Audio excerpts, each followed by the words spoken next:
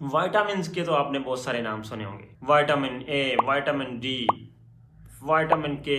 तो क्या आपको पता है कि कौन से विटामिन का क्या रोल है, क्या फंक्शन है, और अगर वो हमें नहीं मिलेगा तो क्या होगा?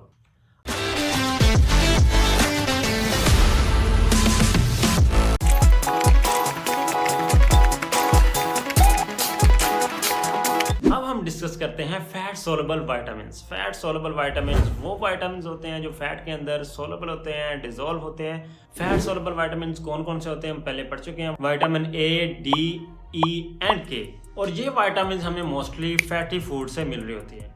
ऐसी फूड जिसके अंदर फैट होती है उनके अंदर हमें फैट सोलबल विटामिन्स मिल रहे होते हैं, और जब हम इनको कंज्यूम करते हैं ये हमारी बॉडी फैट के अंदर जाके स्टोर हो जाती है, and when ever body need it, body वहां से इसको विड्रा करके अपनी नीड को फुलफिल कर लेती है। मतलब ये कि जो बॉडी को विटामिन चाहिए बॉडी वहां से निकालती है और अपना वो कंज्यूम कर लेती है। अच्छा, यहाँ पे एक और बात, स्टूडेंट लाइफ में विटामिन्स को याद रखना, विटामिन्स और मिनरल्स फूड के अंदर ऐसे कंपोनेंट्स हैं जो हमें याद रखना बहुत ही मुश्किल लगते हैं। उनके फंक्शंस, उनके डेफिशिएंसी और उनके सोर्सेस, ये हमें याद रखना बहुत ही मुश्किल लगते हैं। सारे मिक्स हो जाते हैं, किस विटामिन का क्या रोल है, क्या फंक्शन है, उसकी डेफिशिएंसी से क्या होगा, हम उसको कहाँ से गेन कर सकते हैं, ये सारी चीज़ें मिक्स हो जाती हैं। काफ़ी ज़्यादा विटामिन हैं तो याद रखने में बड़ी मुश्किल होती है। जब मैं स्टूडेंट था मुझे भी आज तक इसकी समझ नहीं लगी कि कैसे याद रखना है। आज जब मुझे समझ लगी है तो मैं आपको समझाने की कोशिश करूँगा कि हम इसको समझेंगे कि विटामिन्स का क्या रोल है, अगर नहीं होगा तो क्या होगा, और उसके सोर्सेज क्या है। अगर हमने समझ लिया तो कोई भी इतनी मुश्किल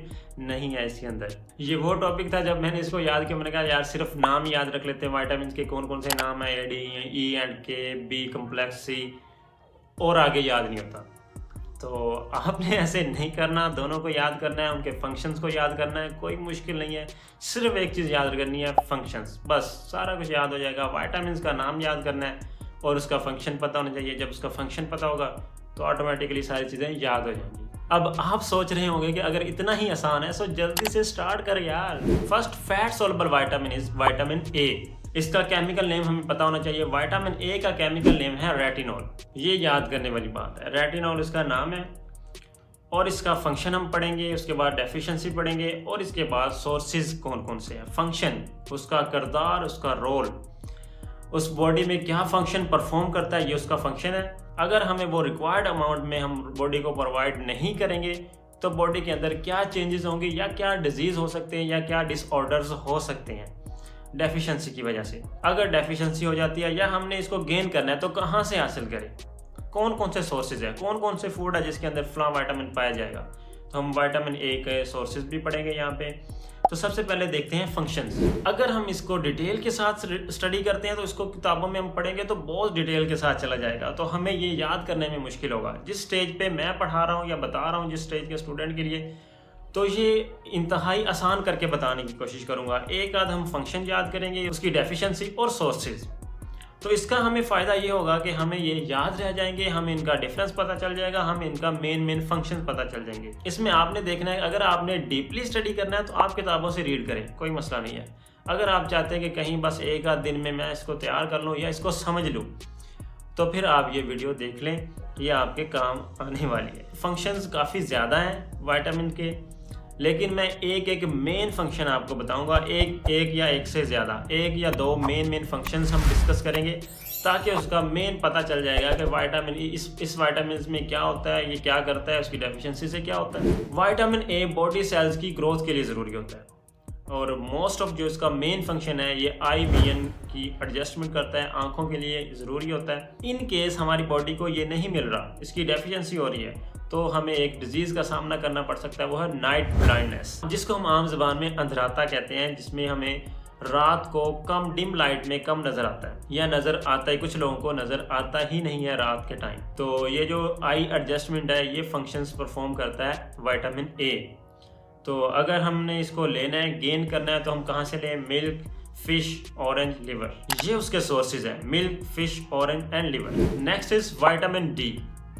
विटामिन डी का केमिकल नेम है कोलिकैल्सिफेरॉल, इसको D3 भी बोलते हैं। इसके भी हम फंक्शंस, डेफिशिएंसी और सोर्सेज को समझेंगे। इसके फंक्शंस में ये बोन हेल्थ के लिए ज़रूरी होता है। विटामिन डी, कैल्शियम आपने सुना होगा कि बोन हेल्थ के लिए ज़रूरी होता है, तो विटामिन डी एक्चुअली इनको यूटिलाइज करने में या इनको ऑब्जॉर्व करवाने में मदद देता है। अगर विटामिन डी की डेफिशिएंसी हो जाए, कमी हो जाए, तो क्या होगा? Rickets and osteomalacia, D shape of bones, softening of bones, ये डिजीज है। अगर बच्चों में होगी तो इसको हम बोलते हैं रिकेट्स, अगर अडल्ट में होगी तो हम इसको बोलते हैं osteomalacia. Sources of vitamin D, fish, egg and liver, ये विटामिन डी के सोर्सेज हैं। इसके साथ साथ एक सोर्स और भी है, वो है सनलाइट। आपने सुना होगा, कहीं ना कहीं आपने जरूर सुना होगा, सूरज की रोशनी से भी विटामिन डी बनता है या विटामिन डी मिलता है। तो वो एक्चुअली सूरज की रोशनी से नहीं मिलता, या सूरज की रोशनी की हेल्प से प्रोड्यूस होता है हमारी बॉडी के अंदर। जब अल्ट्रा वायलेट रेडिएशंस हमारी बॉडी स्किन पे स्ट्राइक करती हैं तो हमारी बॉडी विटामिन डी प्रोड्यूस करती है खुद से। तो हम कह सकते हैं sunlight is also a source of vitamin D. The next is vitamin E. Vitamin E का दूसरा नाम है टोकोफेरोल। अगर विटामिन ई के बारे में आप हकीमों से पूछेंगे तो वो ज्यादा अच्छे से आपको बताएंगे, क्योंकि विटामिन ई के बारे में हकीमों को बहुत पता है। विटामिन ई का जो फंक्शन है वो रेगुलेट रिप्रोडक्टिव सिस्टम, मैन और वुमेन दोनों में रिप्रोडक्टिव सिस्टम को रेगुलेट करवाने में, हेल्प करने में, या इम्यून सिस्टम को इंक्रीज करने में विटामिन ई का अहम किरदार है। विटामिन ई एक नेचुरल एंटीऑक्सीडेंट भी है। विटामिन ई हमारी बॉडी के अंदर हार्मोन्स की ऑक्सीडेशन को भी रोकता है। इन केस डेफिशिएंसी हमारी बॉडी के इम्यूनिटी पे इफेक्ट आएगा, इम्यून सिस्टम वीक हो जाएगा, और एक डिजीज है स्टेरिलिटी, बांझपन जिसको हम बोलते हैं उर्दू में, वो डिजीज हमें फेस करना पड़ सकती है विटामिन ई की डेफिशिएंसी की वजह से। सोर्सेज में क्या आते हैं? Nuts, seeds and dry fruits. Dry fruits के अंदर विटामिन ई एक अच्छी मिकदार में पाया जाता है। द नेक्स्ट इज विटामिन के। विटामिन के का दूसरा नाम या केमिकल नेम है क्विनन। इस विटामिन के अंदर भी 3 टाइप्स हैं, K1, K2, K3। हम इसको सिंपल ही रख के एक्सप्लेन करेंगे। विटामिन के का क्या फंक्शन है? Help in blood clotting. जब कभी हमारी बॉडी के ऊपर कट लग जाता है, किसी वजह से इंजरी हो जाती है, तो हमारी बॉडी से ब्लीडिंग स्टार्ट हो जाती है। अब ब्लीडिंग को हम थोड़ी देर के लिए अगर प्रेस करते हैं, जहां से ब्लीडिंग हो रही है वहां से बॉडी को अगर प्रेस करते हैं, एक ब्लड क्लॉट बन जाता है, जिसकी वजह से थोड़ी देर बाद ब्लड रुक जाता है। अगर हमारे अंदर वो विटामिन के है, हमारी बॉडी पे इंजरी वाली प्लेस पे वो ब्लड क्लॉटिंग होगी। इन केस अगर हमारी बॉडी के अंदर विटामिन के नहीं है, तो वो वहां पे कट लग गया अगर, तो ब्लीडिंग होती रहेगी, खून खत्म हो जाएगा आपकी बॉडी से। आप एक दफा सोचो कि इन केस कहीं पे कट लगता है हल्का सा, तो हमारी बॉडी से ब्लीडिंग ना रुके, ब्लड क्लॉट ना बने, तो क्या होगा? तो मोस्ट ऑफ ब्लड जो है वो ड्रेन हो जाएगा। ये तो इसके फंक्शन में ये है कि हमारी बॉडी के अंदर ब्लड क्लॉटिंग में ये हेल्प करता है। तो अगर इसकी डेफिशिएंसी की बात करें तो एक डिजीज है जिसको हम बोलते हैं ब्लीडिंग डायथिसिस। तो उसमें होता क्या है, जब हमें कट लगता है या कहीं पे इंजरी होती है बॉडी से, तो ब्लड ड्रेन होना स्टार्ट हो जाता है और ब्लड की जो ड्रेनेज है वो नहीं रुकती। लास्ट पे सोर्सेज में एग योक, लिवर और भी फूड प्रोडक्ट्स हैं। इसके अंदर olive, soybean oil, beef, green peas, इनके अंदर से भी हम विटामिन के गेन कर सकते हैं एक अच्छी मिकदार के अंदर। तो लास्ट पे एक चीज और, इनके सोर्सेज को इतना आपको याद रखने की जरूरत नहीं है। फैट सोलबल विटामिन के अंदर आपने ये याद रखना है, ये फैट सोलबल विटामिन है कि फैट के अंदर सोलबल होंगे, डिजोल्व होंगे। तो इट मीन्स इनके जो सोर्सेज हैं ये सारे फैट होंगे। ऐसे फूड जिसकी कंपोजिशन के अंदर फैट होगी, तो उसके अंदर से आपको फैट सोलबल विटामिन मिल जाएंगे। तो फैट सोलबल विटामिन के सोर्सेज को ढूंढना मुश्किल नहीं है, लेकिन इसमें थोड़ा सा आपने याद रखना है कि विटामिन के का कौन सा सोर्स है, विटामिन ई का कौन सा सोर्स है, विटामिन ए का कौन सा सोर्स है। तो इतना सा आपने डिफरेंस याद रखना है। बाकी अगर फैट सोलबल विटामिन के सोर्सेज की बात करें, तो जितने भी फूड के सोर्सेज हैं जिनके अंदर फैट मौजूद है उनकी कंपोजिशन के अंदर, तो वो आपको फैट सोलबल विटामिन भी प्रोवाइड कर सकते हैं। तो ये एक ट्रिक है, टिप है, तो इसको लाजमी याद रख लें।